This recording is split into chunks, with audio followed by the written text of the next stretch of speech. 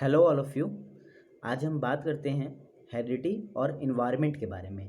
ठीक है, और हमारे विकास पर इसका क्या प्रभाव है। सबसे पहले हम बात करते हैं इसकी डेफिनेशन के बारे में। आनुवंशिकता क्या है?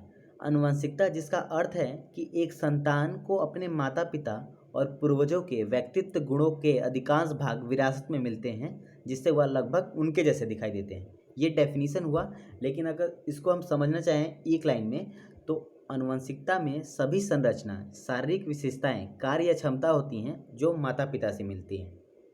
यानी हमारे बॉडी स्ट्रक्चर कैसा होगा, फिजिकल कैरेक्टरिस्टिक कैसा होगा, हमारी कैपेसिटीज़ क्या होंगी, ये सब हमें विरासत में मिलेंगी हमारे पेरेंट्स से। इसी को हम हेरिडिटी यानी आनुवंशिकता कहते हैं। ठीक है, अब ये क्वेश्चन आता है कि ये कैसे होता है। ठीक है, तो हम इसके बेसिक कंसेप्ट को जानते हैं। ठीक है, ये हमारी ह्यूमन बॉडी है और हमारी ह्यूमन बॉडी बनी होती है सेल से, और सेल में होता है न्यूक्लियस। ठीक है, सेल को हिंदी में कोशिका कहते हैं और न्यूक्लियस को हिंदी में कहते हैं केंद्रक। ठीक है, तो हर एक सेल में एक न्यूक्लियस होता है और न्यूक्लियस के अंदर होता है क्रोमोसोम। ठीक है, और आपने सुना भी होगा कि ह्यूमन बॉडी में कितने क्रोमोसोम होते हैं, तो आंसर होता है 46। ठीक है, तो क्रोमोसोम हमारे लॉन्ग चेन ऑफ डीएनए से बने रहते हैं और इन डीएनए के छोटे सेगमेंट को हम जीन कहते हैं। और ये जीन कितने होते हैं? 1000 होते हैं एक क्रोमोसोम में। एक क्रोमोसोम में 1000 जीन्स होते हैं और ह्यूमन बॉडी में कितने क्रोमोसोम होते हैं? 46। ठीक है, तो टोटल जीन कितने हो गए? 46,000। ठीक है, क्लियर। अब समझते हैं कि ये आखिर ट्रांसफ़र कैसे होंगे बेबी में। ठीक है, यहाँ पे फीमेल और मेल दो स्ट्रक्चर हैं। ठीक है, अब ये दोनों जब हमारे दोनों में गैमेटोजेनेसिस होता है तो फीमेल में एग बनता है और मेल में स्पर्म बनता है। ठीक है, ये दोनों फर्टिलाइज होकर जाइगोट बनाते हैं और जाइगोट फर्दर डेवलप होता है बेबी में। ठीक है, यहाँ पे दो ध्यान देने वाली बातें हैं।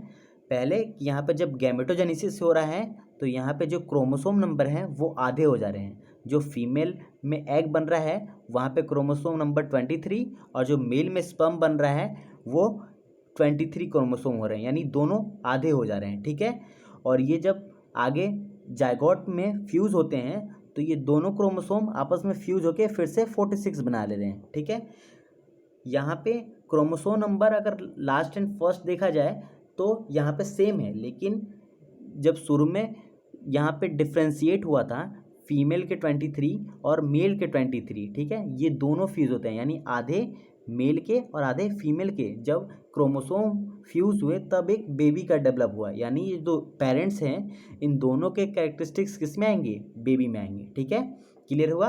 आई होप ये क्लियर हो गया होगा।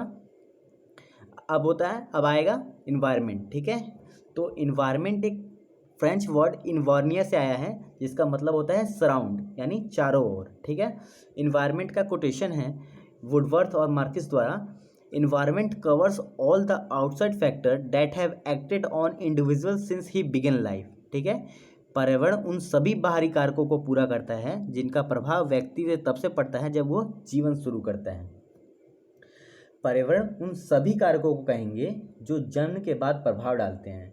ठीक है, इन्हें दो प्रकार में बांटा गया है, भौतिक कारक और सामाजिक और सांस्कृतिक कारक। ठीक है, भौतिक कारक से हमारा शारीरिक विकास होगा और जो हमारे सामाजिक और सांस्कृतिक कारक हैं उससे हमारे मानसिक विकास होगा। तो भौतिक कारक में क्या क्या आएंगे? फूड, वाटर, ठीक है, climate, atmosphere, home, school, village और नेचुरल रिसोर्सेज, प्राकृतिक संसाधन। ठीक है, क्लाइमेट मतलब जलवायु, एटमॉस्फेयर मतलब वातावरण। ठीक है, ये हमारे भौतिक विकास के लिए जरूरी हैं। और जब सोशल और कल्चरल फोर्सेस यानी हमारे सामाजिक और सांस्कृतिक कारक के बारे में बात होगा तो यहाँ पे पेरेंट्स, हमारे फैमिली मेम्बर्स, फ्रेंड्स, नीबर्स, टीचर्स और मेंबर्स ऑफ रिलीजियस प्लेसेस। ठीक है, ये सब हमारे मानसिक विकास में आएंगे। ठीक है, अब वुडवर्थ और मार्किस का एक कोटेशन है कि हमारा जो हेरिडिटी और इन्वायरमेंट का रिलेशन है वो जोड़ जैसा नहीं होता है बल्कि गुणा की तरह होता है। ठीक है, अगर हम डेवलपमेंट को डिफाइन करें हेरिडिटी और इन्वायरमेंट के टर्म में तो ये दोनों इस सिंपल एक जोड़ नहीं है, ठीक है। जोड़ का मतलब होगा अगर इन दोनों में से कोई भी हुआ तो हमारा डेवलप कुछ ना कुछ होगा, डेवलपमेंट कुछ ना कुछ होगा, लेकिन ये ऐसा नहीं होता है। डेवलपमेंट का फॉर्मूला होता है हेरिडिटी इनटू एनवायरनमेंट, ठीक है। हेरिडिटी गुना एनवायरनमेंट। यहाँ पे गुना का साइन कैसे इसको डिफाइन करेंगे, तो अगर हेरिडिटी हमारा फुल है और इन्वायरमेंट जीरो है तो टोटल डेवलपमेंट क्या होगा, हमारा जीरो ही होगा, क्योंकि अगर इनमें से कोई भी एक अगर जीरो हुआ तो हमारा डेवलपमेंट पे इसका पूरा इम्पैक्ट पड़ेगा और हमारा डेवलपमेंट भी जीरो हो जाएगा, ठीक है। अब ये दो क्वेश्चन आए हुए हैं हमारे सीटेट में। हमारे ये डायरेक्ट क्वेश्चन भी पूछता है सीटेट में कि नेचर और नर्चर क्या होता है, ठीक है। नेचर एंड नर्चर मीन्स, तो नेचर जो हमें प्राकृतिक से मिला है यानी हेरिडिटी हमारे पेरेंट्स से मिला है, हेरिडिटी कहेंगे, और नर्चर पालन पोषण हमारा इन्वायरमेंट में होता है, ठीक है। तो नेचर और नर्चर का मीन्स हेरिडिटी और इन्वायरमेंट, ठीक है। और ये क्वेश्चन भी बार बार पूछा गया है सीटेट में कि development equal to heredity into environment, ये कोटेशन किसका है, तो ये कोटेशन वुडवर्थ का है, ठीक है। ह्यूमन पर्सनैलिटी, ये भी क्वेश्चन आया हुआ है सीटेट में कि ह्यूमन पर्सनैलिटी किसका रिजल्ट होता है, तो ये हमारे इंटरेक्शन बिटवीन हेरिडिटी और इन्वायरमेंट, ठीक है। हेरिडिटी और इन्वायरमेंट का इंटरेक्शन होता है तभी एक ह्यूमन पर्सनैलिटी का डेवलपमेंट हो पाता है, ठीक है। आई होप आपको ये समझ में आ गया होगा। अगर समझ में आ गया है तो लाइक करिए, शेयर करिए, सब्सक्राइब करिए। Thank you. Stay home, stay safe.